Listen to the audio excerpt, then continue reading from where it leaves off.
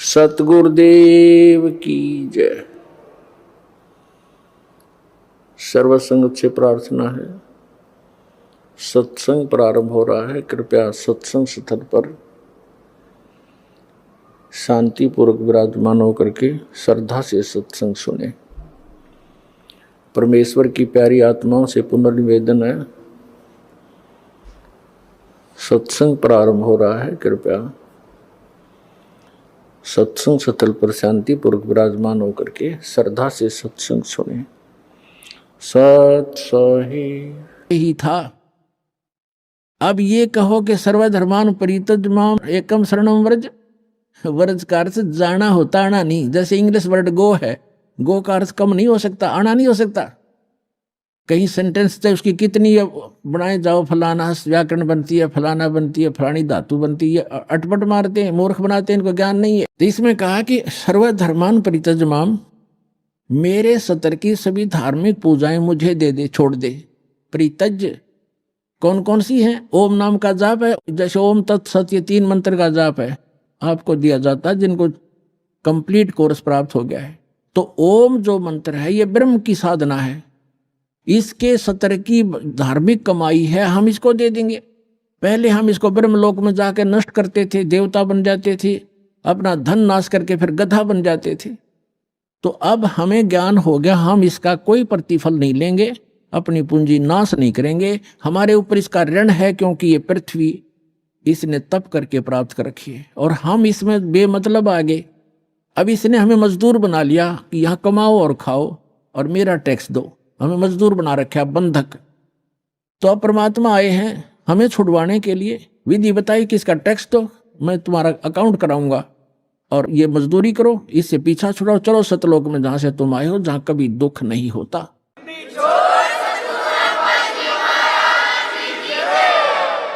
तो हम क्या करेंगे? सर्वधर्मान परित्यज्य माम, इसका विधान है ये खुद कहता है कि मेरे सतर की पूजा मुझे दे दे, इसका प्रतिफल मत ले। और एकम शरणम व्रज, एकम माने अद्वितीय, जिसके बराबर दूसरा ना हो, यानी सर्वशक्तिमान परमात्मा की शरण में जा। व्रज माने जाना होता, आना नहीं होता। अहम तवा सर्व पापे भो मोक्षामि मा शुच। अब ये कहता फिर मैं तुझे सब पापों से मुक्त कर दूंगा, तू चिंता मत कर। आपे कर देगा जब हम इसका ऋण दे देंगे। ये मांगे कि हमारे, ये अपने खुश हम अपने खुश। तो जब तक हम ऋणी थे, मजदूर थे इसके, तो ये हमें कोई नाच नचा रहा था, हमने नाचना पड़ा था। तो इस प्रकार हम जब यहां से चलेंगे, जैसे आपको प्रथम मंत्र दिया जाता है, वो यहाँ की संसारिक सुविधाएं, टैक्स, जैसे आपने बिजली कनेक्शन ले रखा है, टेलीफोन कनेक्शन ले रखा है, और पानी कनेक्शन ले रखा है, गैस कनेक्शन ले रखा है, या किसी से बैंक लोन ले रखा है, तो उसको वापस देते रहोगे। टैक्स किराया उनका जो चार्ज है, तो आपको सुविधा प्राप्त होंगी। तो जब तक आपने संसार में रहना, यहाँ की जो सुविधा तुम्हें चाहिए वो प्रथम मंत्र से मिलेंगी, उनके बीच के 5 नामों से। और फर्स्ट एंड लास्ट जो मंत्र है, ये आपकी भक्ति में, सतलोक जाने की भक्ति में अलग से कमाई साथ जुड़ती है। अब ये जो मंत्र है आपके, पहला मंत्र आपको यहाँ कंठ कमल तक बरी कर देगा। जब आप यहाँ से चलोगे तो सबसे पहले आत्मा मूल कमल में जाएगी, वहां गणेश जी का कमल है, उनका ऑफिस है, वहां से अपना अकाउंट क्लियर कराएगा। फिर आएगा ब्रह्मा जी के लोक में, स्वाद चक्र में, उसके बाद विष्णु जी के लोक में, नाभि चक्र में, फिर शिव जी के लोक में, हृदय चक्र में, फिर देवी के लोक में, कंठ चक्र में, फिर ये त्रिकुटी में पहुंचेगा। और ये नकली राधा स्वामी वाले, धन धन सतगुरु वाले नो के साढ़े गुरु जी तब सीधा नाम बताते, असि तो सीधे त्रिकुटी में जाते हैं। खाक त्रिकुटी में जाते हो? त्रिकुटी को बरवाले का बस स्टैंड है, पैदल चला जा तो पहुंच गया, साइकिल ठा लिया तो पहुंच गया। त्रिकुटी में जाने के लिए अंगा लगेगा। तब त्रिकुटी में जब हम जाएंगे तो उसमें ये 3 मंत्र के जाप हैं, ओम तत्सत। ओम का अकाउंट हम त्रिकुटी पर देंगे इसको, वहां परमात्मा मिलेंगे इस दास के रूप में आपको, जो यहाँ सत साधना और सच्ची लगन दास के अंदर एज ए गॉड होगी।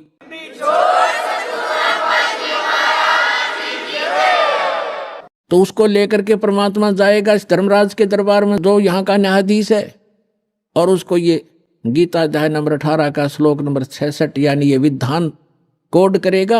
ये दास आपका वहां वकील बनेगा। कबीर साहब कहते हैं, कर लो गुरु वकील मुकदमा भारी है, ये कर लो गुरु वकील मुकदमा भारी है।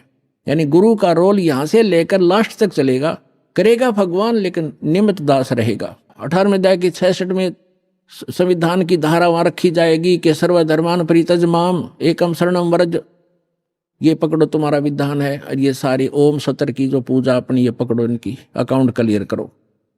इससे हम 11वां द्वार पार कर जाएंगे। 11वां द्वार पार करके हम प्रवेश करेंगे जब वहां अक्षर पुरुष का लोक आएगा। 7 संग ब्रह्मांड है, उससे पार होने का जो हमने किराया देना है, वहां से उसका साधन हमें मिलेगा और उसके प्रतिफल में हम इस तत्व मंत्र की कमाई उसको देंगे। वो हमें 12वें द्वार में जा छोड़ेगा। 12वां द्वार पार करके हम सतलोक चले जाएंगे। वहां जाकर फिर कभी लोग लौट कर संसार में नहीं आएंगे। बोलो सतगुरुदेव।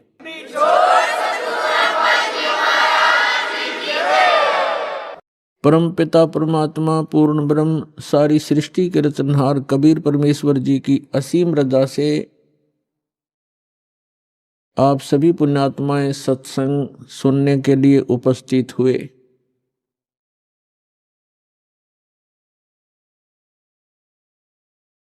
सत्संग में आने से जीव को पता चलता है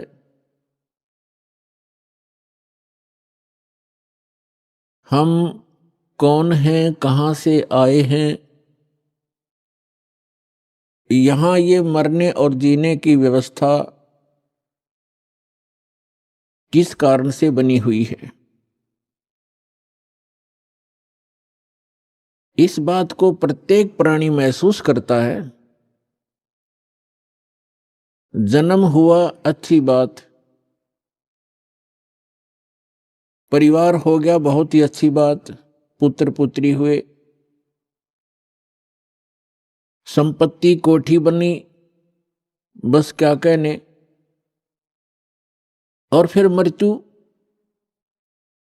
ये मृत्यु वाली बात है, ये खटकती है। अब ये मृत्यु जो होती है ये एकदम विपरीत स्थिति है। सारा जीवन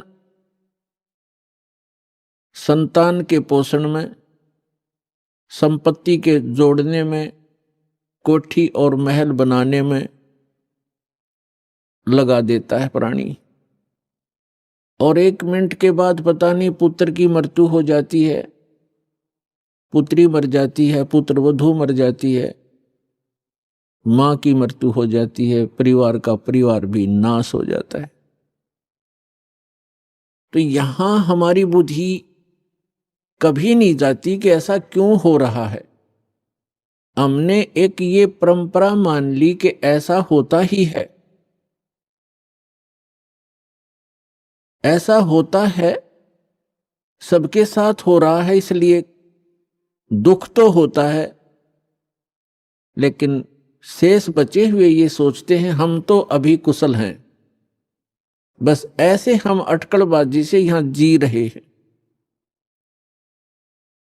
तो परमात्मा कहते हैं, हमें समझाने के लिए परमात्मा अपने ऊपर ही उदाहरण दे रहे हैं।